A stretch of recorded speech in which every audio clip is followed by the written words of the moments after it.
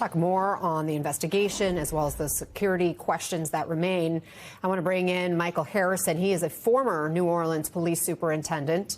Also joining us, Mary Ellen O'Toole, retired FBI agent and criminal profiler. She's the program director for the Forensic Science Program at George Mason University. Michael, you know Bourbon Street well. You know how the department operates. You were there not too long ago. I know you exited in 2019. First, just your reaction to what we just saw there in the reporting from Jesse and Tom. Well, first of all, thank you for having me. My heart goes out to those victims, and my praise goes out to those police officers who immediately confronted this threat and neutralized this threat with great courage and bravery. This is, in my opinion, this is unacceptable. The city should have had those out. I was the chief when we bought those, when the mayor made the investment, learning the lesson from me, France, when that truck plowed through and killed so many people. The mayor insisted we fortify Bourbon Street. We fortify it to protect large gatherings of people who congregate in a centralized place like Bourbon Street. And we fortified all of the entrances to Bourbon Street. We bought the bollards. We had the lift gates, which is on your screen right now, to prevent cars from plowing like they did in Nice. And we wanted to protect the people on Bourbon Street from that type of incident. Now, we learned that those were out for repair. They weren't used. What we would do, and what I saw yesterday when I was there, is a large city vehicle, some type of industrial truck, a trash truck, a tow truck, a fire engine, was blocking the entrance to Bourbon Street at Canal. And when I was there yesterday at noon, it was only about 3 or 4 feet gaps on the sidewalk on each side, so no car could pass. So they learned a lesson from the other day and further fortified Bourbon Street. Why are the side streets not fortified now? It is a residential area as well, so people have to come and go. People aren't allowed to park their cars there. Deliveries have to be made because there's no delivery access on the side streets or behind those businesses and restaurants. So deliveries have to be made. Now, why the officers are not there, why the metal barricades are not there with an officer to support the flow of traffic and navigate that flow of traffic, those are questions that have to be asked because they now have to fortify Bourbon Street for tonight, which is going to be a popular night. Tomorrow night, if the weather's good, a popular night, and every night leading up to the Super Bowl. Right. You bring up it's headed into the weekend tonight, and last night was the Sugar Bowl in the afternoon. So there's a dynamic situation on the ground all the way to the Super Bowl.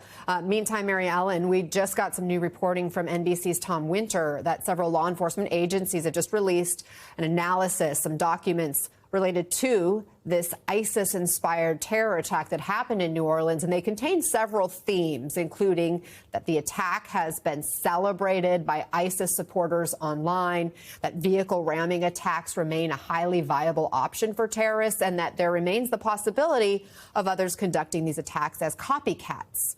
What concerns you the most?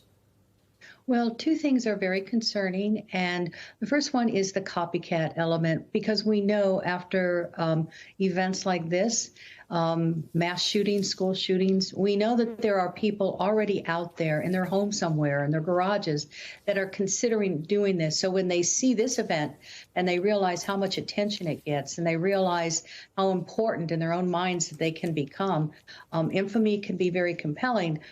They're going to be motivated, whether it's by ISIS or by their own ideology. So copycats are always certainly a major concern, and law enforcement knows that. And the whole issue is to put as much information out there as possible so that people that are close to these individuals will see some of the warning signs. And one of the warning signs is what we saw in the New Orleans case, which is leakage. And leakage occurred in that case, but unfortunately what's documented thus far is the leakage of the videotapes that were uploaded between the time he drove from Houston into New Orleans, where on the videos he talked about his ideology and his motivation. But those are exactly the kinds of behaviors that we look for, so there can be some kind of intervention. I want to ask you more about that radicalization that apparently happened, because all indications are this attacker underwent a pretty stark transformation. He was described as a good student, a model soldier, a beloved brother, son, and father. and all the friends, family, coworkers, his military commander who've, spoken out publicly since this awful event are expressing shock. It looks like he went through a recent divorce. He did have some financial trouble, we've learned, but does this seem like someone vulnerable to radicalization? Well, at this point, we don't have, I'm sure, all the information about him. At some point in the recent past, he was vulnerable, susceptible to this ideology. And that probably has to do with his personal life, combined with some failures in his professional life. If someone doesn't have the vulnerabilities, they're not going to be susceptible or as susceptible to the ISIS ideology, because that commitment to that ideology is very powerful. I mean, it requires a full 100% commitment. So looking at his personal life and the failures, or his perceptions of his failures, become important. But it's not an overnight commitment to the ideology. It has to be an ongoing commitment that could take weeks or even months, where not only does he change his behavior, and this is really important, he has to not only do that, but he has to change his thinking about life and people in life, and he has to change how he feels about the human race. So, for example, we know in his videos, at least from what's been reported, that he talked about considering killing his own family after calling them together for a celebration. That is extremely cold-blooded behavior, and 99.9% of people going through contentious divorces don't even consider something like that. Right. So already that connection with the radical ideology took effect. So that, again, he was mentally ready to do that. So they will go back over months to see how he was almost cultivated from an emotional and from a critical thinking perspective to take on this crime and carry it out in 100% full commitment. There is so much to learn in order to prevent something like this from happening again, and there are obviously multi-facets to this investigation. Michael, I want to come back to just the location of this attack, and the New York Times is reporting that there was an assessment prepared by a security firm 5 years ago in November of 2019, warning that the bollards had been designed to block vehicles from entering Bourbon Street did not appear to work. And this security firm recommended fixing the barriers immediately, and even said that the two modes of terror attack likely to be used are vehicular ramming and active shooting.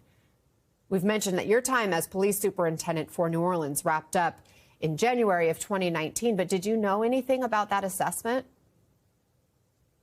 I learned about it. I had become the police commissioner in Baltimore by then, so I did, I still have connections in New Orleans, so I learned about that. But that was precisely our concern when we learned the lesson from the Trent. The city made the investment to put the bollards up. Now, the bollards were in the street to block vehicles from turning into the street. This person went around on the sidewalk, and so now we have to consider, how do we prevent that and take that as a lesson learned? And so what we were doing we were double fortifying Bourbon Street by adding large utility vehicles to block Bourbon Street, to block the side street. For the incidents that did not have bollards, or the streets that didn't have them, we had to fortify with something really, really sturdy to prevent that. We put the bollards there to prevent that, but apparently this person was hell-bent on committing this mass carnage and committing this mass amount of killing. He had bombs that he could have detonated. He would have completed this mission in a different way, even if he couldn't get his vehicle onto Bourbon Street. And I think that's an important note for people to hear. He was prepared to die, and he was prepared to kill a lot of people. And had he not been able to get on Bourbon Street with the car, he would have been able to take his guns or detonate those devices in a different way. But now the city has to consider how they fortify the street, how they fortify sidewalks, and how they allow people to flow, how to keep people and vehicles separate so people can't use vehicles to do this. But we have to be thinking about bombs. We have to be thinking about other forms of attack to prevent that as well. We heard yesterday at the press conference that somebody asked a question about, could bomb-sniffing dogs have been useful ahead of time? Should they have been there? What are your thoughts on that real quick, Michael? Well, the department has canine dogs that can detect explosives, and they are usually deployed along Bourbon Street. They're deployed at the Superdome at all of the major events. and those dogs are used pretty frequently.